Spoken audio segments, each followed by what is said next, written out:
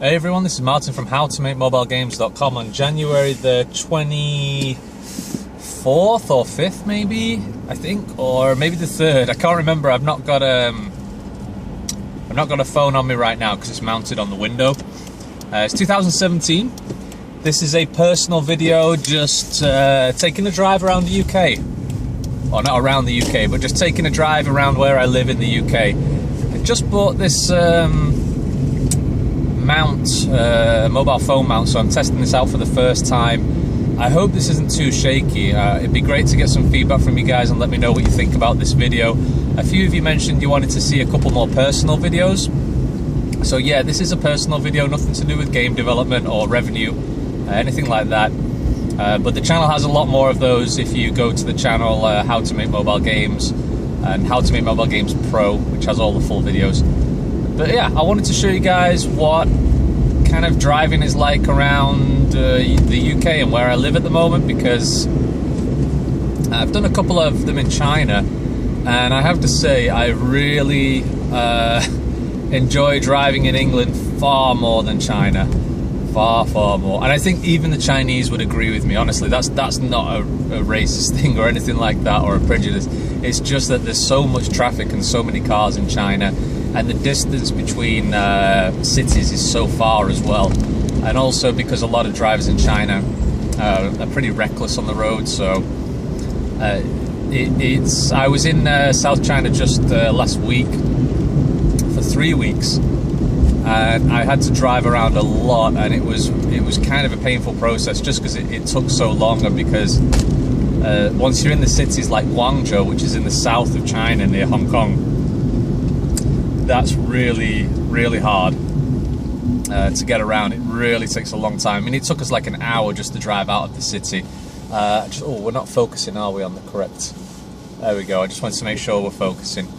It took like an hour to drive around, but the roads in England are much easier to get around. There's just less traffic, and the cities as well are much smaller. But this is like a suburban area where I live right now. This is not a city, as you can tell. Obviously, there's no high-rise buildings. Pretty rainy as well, but there's this area is easy to drive around. Usually this road is a bit busy, but even in the cities, in say Manchester, it's a lot easier.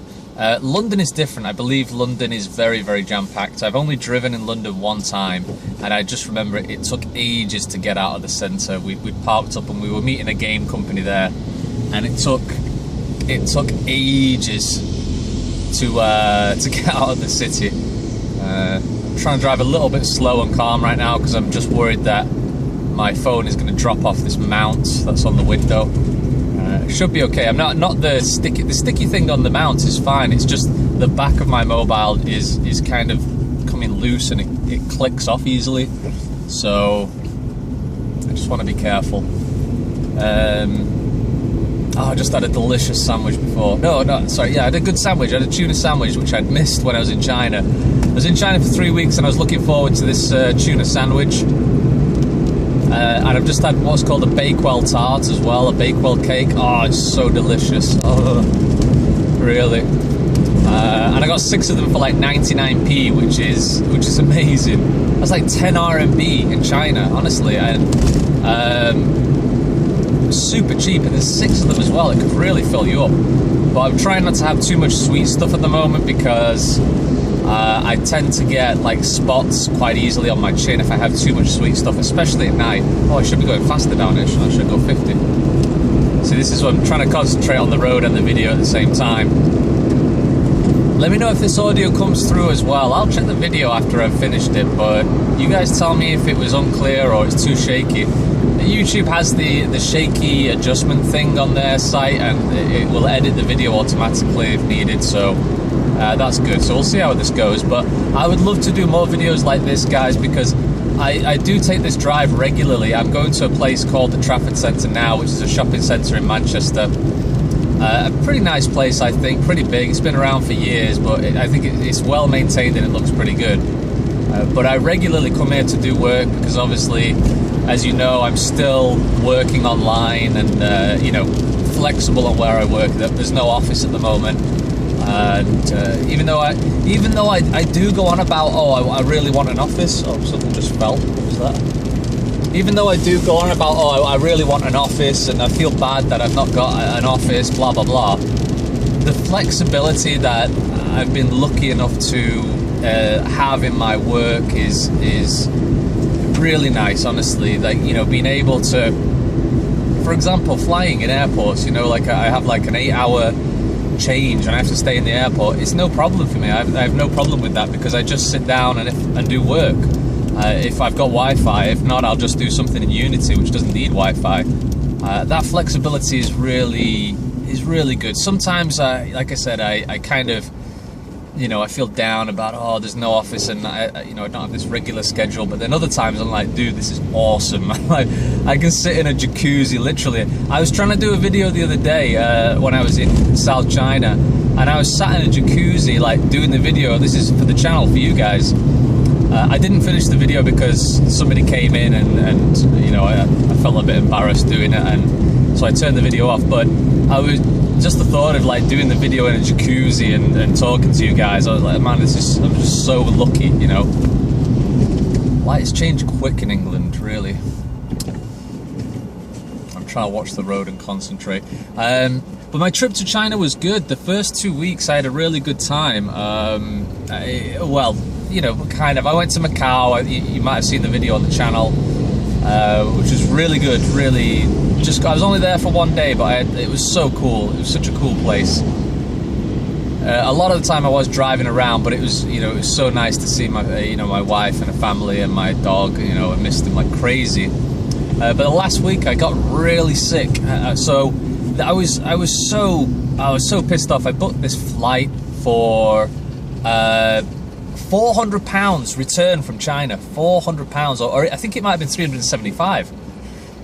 That is super cheap to a return from China. So I was really happy. But the second to last day, when I was about to go, I got sick. What the hell? And I got really sick.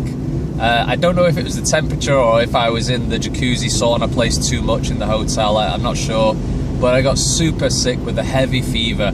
And I was like, no, I don't want to miss this flight. I don't want to book another one, because this is, you know, it's a great deal. And, you know, I did want to stay longer to see, you know, be with my wife and my dog and her family. But I got so sick, and I was packing my stuff to go. I was like, the taxi's coming in like 2 or 3 hours, and I was packing.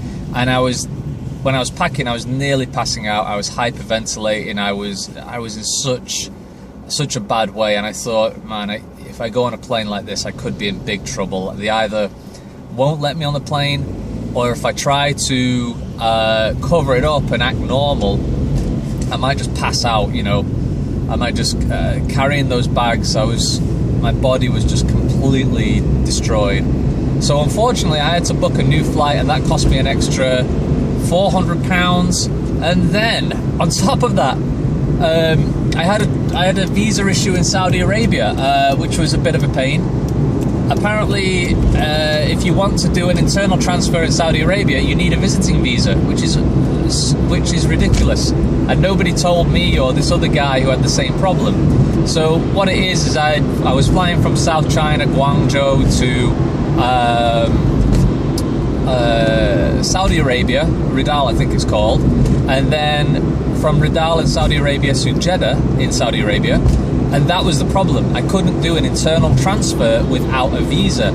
So what I had to do is I had to get on the Wi-Fi, and luckily this guy who was so kind in the airport, who works for Saudi Airlines, he was kind enough to let us connect on the Wi-Fi through his phone, and I was able to call the agents and basically rebook a flight for directly from Ridal to Ridal, I can't remember, to Manchester. But that cost me an extra $115 for all the change. So basically, that was the most expensive flu I have ever had, or the most expensive fever. What a pain in the arse, man. An extra £500, and it was so stupid because when I was booking the flight originally, I was like, oh, I might stay for an extra week, and then I was like, no, I better stay for 2 weeks because I'm not sure how long I can be out of the country in order to apply for my wife's visa. But if I had stayed the extra week, if I had booked it, the illness would have passed by that point. So, what a pain in the arse, man. I ended up paying an extra £500 to go home because I was sick and I was just lying in bed. And because of the visa issue, and oh God, that's such a pain, man. I just wish I hadn't got sick at that time. I seem to get sick every time in China around that time of year.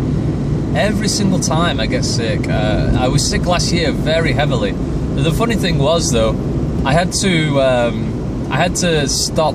I had to pretend to be okay in front of my wife's mother and her grandmother because they worry so much when it comes to you being sick. Like in China, if you've got a cold, you go to the hospital, man. If you've got a cough, you go to the hospital. It's kind of ridiculous.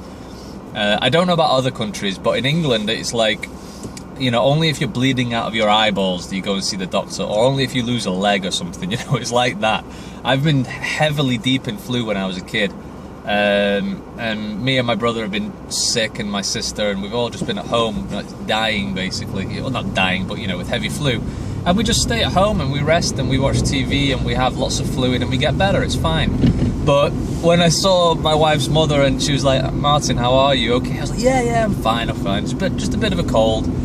But I was like, as soon as she went out of the room, I was like breathing, like I was hyperventilating and nearly passing out, and I was on the bed like, so when she came back in again, I was like, oh yeah, I'm okay, yeah, just a little bit tired. I was like, Mum, don't call the doctor, because they call the doctor in their hometown. And I'm like, oh no, I don't call the doctor, whatever you do, because, you know, it's not necessary. I know my body, I know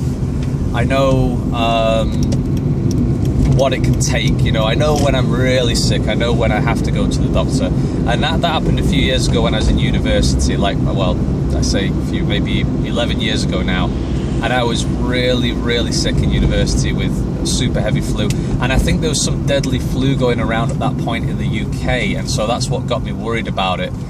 I'll take that slowly.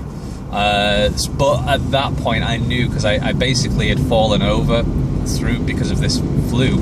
I couldn't stand up, so that's why I had to go to the hospital at that point. But most of the time, I mean, I know my body, and I know if I need to go to the doctors, but they do worry so much. But, you know, bless them, the heart's in the right place, of course.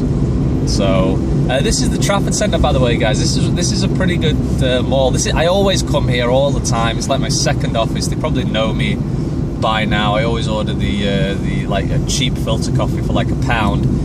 And that's the interesting thing. Here in England, I'm spending less on food. Now, at the moment, I am staying with my family again because we're trying to get my wife over, and there's no point in me renting a place. And I've not seen my family in years, so I want to stay with them, of course. And it just helps to save money whilst I'm arranging, you know, fees and solicitor fees to get my wife to England. But I spend less on food here. I had a sandwich before, cost me £1. That's like 10 RMB, just £1.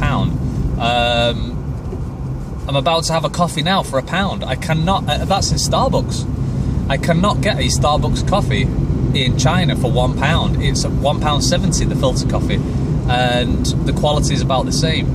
The McDonald's in China is cheaper, but because I eat out so much and because I don't have that much variety in China, I end up spending more on food in China than I do in England, which is interesting, because you'd expect me to spend more here because, you know, higher prices and things, but I spend less.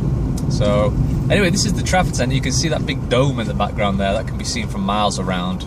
England's kind of low, as in, you know, there's not many high-rise buildings or apartments or anything like that. So this is like one of the tallest buildings in this area around, so it can be seen from miles. Just going to park up here and try and find one pretty close if I can. Really busy here the other week. Actually, the other day, I just came 2 days ago. In fact, I might have come yesterday. Yeah, I came yesterday for a few hours. Like I said, I don't mind coming out and working so much here, because it's good to get out. It's pretty close. As you can see, this journey's only taken like 10 minutes or so. It's only £1, and, you know, I'm a total cheapskate in Starbucks. I'm always ordering the filter coffee. They're looking at me like, yeah, you're cheap. I say, yeah, just pour it. Just get that coffee. There we go. I'm going to get close because it's starting to rain. Nearly done with this video, guys. I hope it came through okay. Please let me know, because I know there was a couple of requests for do more personal videos. On the Pro channel, all of the full videos are on there, so if you're seeing this video as a preview, you probably won't be seeing it as a preview by now, but you know, more videos coming soon. I'm going to be talking more about game development stuff, of course. All of those full game development videos, all of the money and the revenue videos are on the howtomakemobilegames.com Pro channel. I'll put a link in the description so you guys can check it out. And yeah, it's all there. Thank you for all the subscribers and the support, of course. Please give me a like. Please subscribe if you do like this video. More coming soon. Guys, thank you so much. Have a great week developing. I'll chat to you soon. Bye-bye.